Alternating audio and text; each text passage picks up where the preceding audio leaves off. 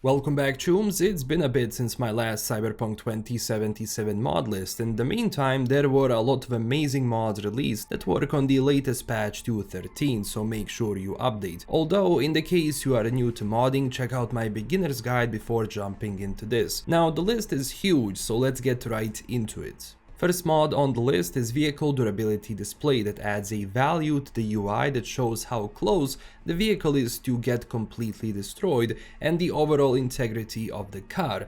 This can be useful for situations where you are engaging in vehicle combat or maybe during racing itself, especially because you can see when it's time to leave the vehicle in case it's heavily damaged. Really recommend this one. If there was ever a behemoth of a mod, then Guns Redone version 3 is definitely on the list, as this overhauls almost all of the guns in the game, both base and Phantom Liberty, to give them more punch and power. The list is huge, so I will be going through some of the biggest changes this mod brings. The first one being that every weapon now no longer has spread when aiming, but this is at a cost of higher overall recoil on weapons, as we can see from the gameplay itself. Weapons damages are now dictated by their calibers and much better headshot multipliers, making TTK, or well, time to kill, much better. Grenades have increased damage to enemies, but this is at a cost because they will do double damage to us, so you have to be careful when you throw it. Pistols, for example, now have improved fire rates and headshot damage, but lack armor penetration due to, well, low stopping power. One thing I really like is that sniper rifles now do a much higher damage per shot, which annoyed me in the base game, as it was funny that I hit a guy in the torso without armor or subdermal armor, being that, well, the round is huge, I expect more damage dealt. Tech weapons, on the other hand, will now have higher armor penetration compared to other weapons and calibers. And if you are using shotguns, they will now do more damage and hit a target even a bit further away, only limited by its spread, which makes sense, you know, being that movies and games sometimes thinks shotguns only work at close range, which is not the case in real life. Of course, we can choose a specific shell, there's many we can choose IRL, but in Cyberpunk we cannot do it, but it should still hit. This mod was recommended to me in my previous video, and I'm really happy that I got it because, well, weapons make a bit more sense now, and it's worth checking out in case you want to change up the vanilla version. And through the testing I have done for over 2 weeks now, I think, I have been really happy with this, and I'm probably going to keep this mod and actually use it in every gameplay I do in the future. There are a ton of changes here that would take me ages to go through all of it, so make sure to read up on it on the actual mod page to go into full details when it comes to specific weapons you are interested in. Next mod on the list is Sasha UI.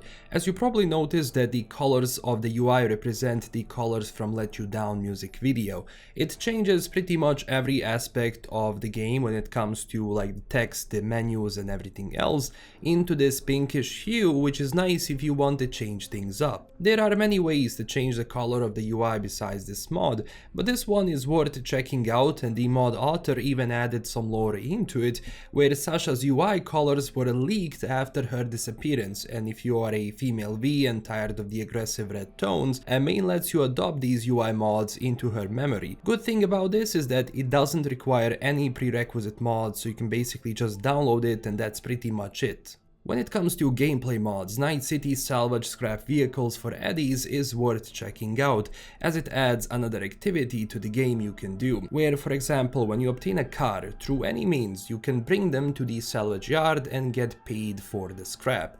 On the map you will have 3 locations, one being in the Kabuki shipyard wreckage, then landfill scrapyard and Yuka garage and salvage, which you can see by looking at your map. As you scrap, you can even get, you know, special assignments and paid extra, so overall I really recommend getting this, since, you know, it's nice to see people making more of these activities to do, for example in free roam with the gambling system, taxi work. I just hope we see more of this in the future. The 4x magazine framework mod is another one I recommend, and it does two things. First off, it expands the number of magazines by 4 times the amount in the base game, and the second, it randomizes the magazines in Night City. But keep in mind, as stated here, this mod only does the second thing, as Author does have mods that add new magazines art, but they are not safe for work, hence I cannot show them here on this channel or in this video, but you can search for them yourself. But the main reason for installing this is just so you have more variety with base magazine designs, and you're not looking at these same ones as you play the game, because it tends to repeat them a lot. You know, it's a small detail, but when you add them up, it's, you know, going to paint a full picture. Next mod restores TV functions to H10 starting apartment as well as Japantown 1, where it allows you to turn TV on or off and change channels without sitting down. As mod author says, is made in Corpo Plaza apartment or in the Glen 1. Cool quality of life mod to check out. Remember that mod I showed you a while back where only Netrunners can hack you? Well, this mod does the opposite, as random Netrunners mod makes more people know how to quick hack you, therefore having to think about protecting yourself from that during fights is vital, as this also means that every time you load a save, the placement will be randomized, so you know, that's kinda cool. It's worth checking out in case you wanted a similar experience, or maybe you noticed that during the fights you simply don't have a lot of Netrunners going after you, and if you want to have those fights, then, you know, kinda check this one out. For melee users, there is a really nice melee attacks fixes and enhancements mod that fixes attack direction, where it now actually hits where you want it and not in a direction that the game does in the vanilla version, especially, you know, which is visible when you deflect an attack. Check this one out and play a bit with it, because I do believe this does, you know, kinda make just melee combat a bit better, because it also restores some of these sound effects which happen once, you know, you start fighting. Dynamic NPC Items mod does exactly what it says, as it makes NPC now hold more handheld items like cell phones, tablets, drinks, and so on. You can even customize it to your preference by adjusting values of it, but even leaving it as it is for me was good, because it helps a bit with the immersion, and just having variety of NPCs around you with the stuff they do, where they can do more actions, is very nice to see. In case you like MaxTac uniforms prior to update 2.0, when they were black, you can get the true MaxTac black mod, which will do just that. I know some people were saying in the comments that they like the old one better, so with this you can revert it back to like it was before, and I mean, I like both, to be honest. It's sometimes cool when it's black, but even the new, you know, new models are a lot more detailed than the previous ones, so there is also that. Stand after sliding mod forces player to stand instead of crouch if sprint button is pressed during sliding animation when using crouch sprinting perk, being that in the original V goes into crouch sprint when slide is interrupted by pressing the sprint button. So if that was getting on your nerves, then, you know, get this and the problem will be solved. For me personally, this is better than going actually into crouch. Another nice fix for the game is car Dodge Stutter Fix. So you know, when an NPC moves away from your car, they stop for a second, or well, stutter basically, and kinda hold there longer than they should, and then they move on. Well, this stutter which is causing it is basically fixed with this mod, so now the transition between animations is much smoother and better. I like that a lot. And make sure to combine that with React to Horn mod, where NPCs finally will properly react to you honking at them thanks to Cosman G, because I was tired of NPCs just standing looking at me when I clearly want them to move, and doing actions which would make them move in the first place and they haven't. This mod fixes all of those problems and makes immersion even better. A mod which is a must download is Decals Flickering Fix that fixes, well, that annoying flickering you see sometimes when multiple decals are projected onto the same area. Mod author provided a sample video, but this also fixes some annoying issues I had in my H10 apartment that surprisingly were not fixed with patches, but with this mod it has been solved.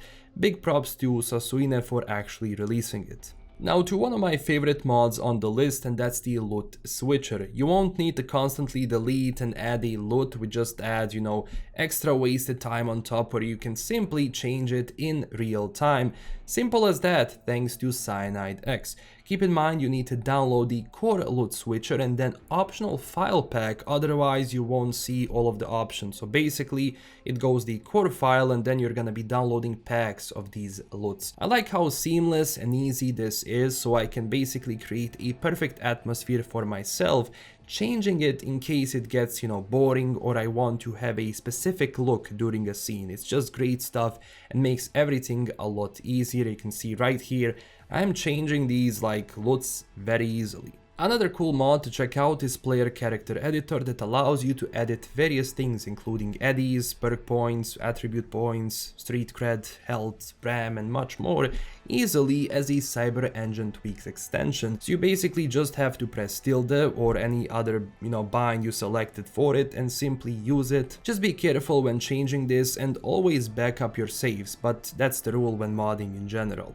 Since I like to include post packs in my thumbnails, for this video we have Solo Post Pack Volume 4 for FMV that features 56 new poses that you can use for both, for example, when you want to do virtual photography or even when using it on NPCs, when you are setting up scenes and so on. Poses will work on a lot of different scenarios, so having that diversity for each action or type of an image or a location you want to take is very nice. After UI, let's talk about new weapons, as Lobotomy Ego Weapon Pack 2 is out, featuring pistols like Lobotomy Ego Solemn Lament, Today Shy Look, Soda, and one of my favorite ones, that being the Regret Maze, that makes you into a walking tank as movement speed is decreased by 30%, but damage reduction is increased by 30%. But that's not all, being that, for example, Solemn Lament, if used together through switching, reloads 50% of your magazine